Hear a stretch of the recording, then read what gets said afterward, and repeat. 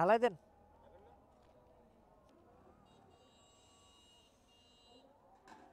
চলে যেতে পারতাম, মানে আমিও আসছি, রেলগেটটাও ফালাইতেছে, তো বাইরে বললাম যে ফালাই দেন। আমার এরকম রেলগেট পড়লে ট্রেন দেখতে ভালোই লাগে, খারাপ লাগে না।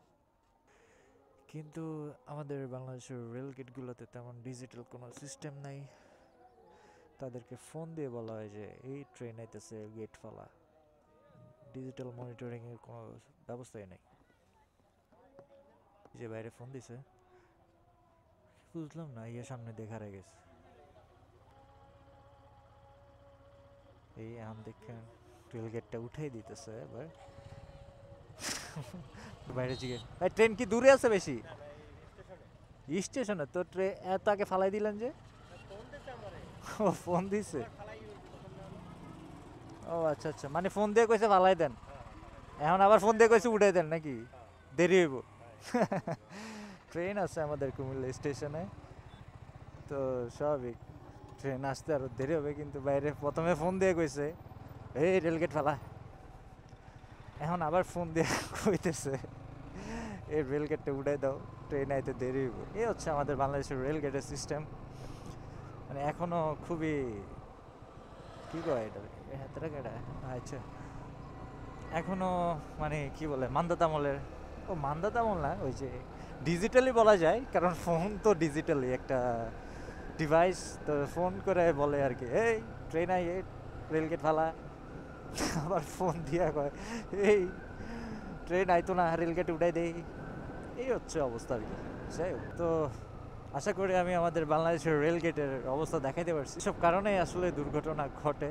কিছু অরক্ষিত রেলগেটও আছে যেগুলোতে ট্রেন আসে, কিন্তু ওরা বলতে পারবে না ট্রেন যে চলে আসতেছে, কারণ ওই যে ফোন দিতে গিয়ে দেয় ফোনে ব্যালেন্স নাই। তো এখন কেমনি ইমার্জেন্সি লইতে লইতে তো ট্রেনে আয় পড়ে, ওই তখনই গিয়ে ঘটে দুর্ঘটনা আর কি। যেমন কয়েকদিন আগে কক্সবাজার ঘটলো, একটা সিএনজি দুমড়ে মুচড়ে নিয়ে গেছে, 5 জন মারা গেছে মনে হয়।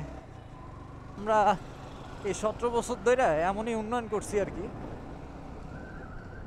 যাকে এসব দুঃখের কথা কইয়া লাভ নাই।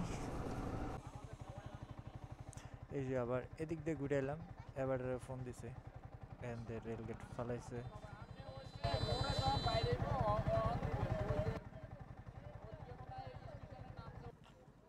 ছি, আস্তাগফিরুল্লাহ, আজকালকার পোলাপান নষ্ট হয়ে গেছে।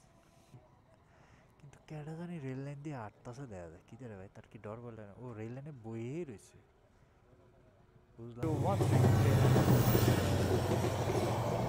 আন্তনগর ভালোই লাগে, রেল গেট থেকে ট্রেন দেখার মজাই আলাদা। আরেকটাই মনে করো,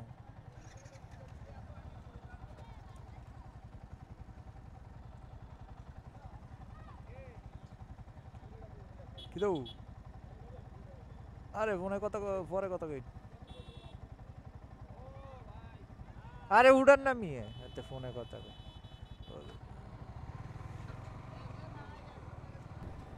আরে সাইকেলটা তো সুন্দরই, ও মা গো ব্রেকও তো আছে।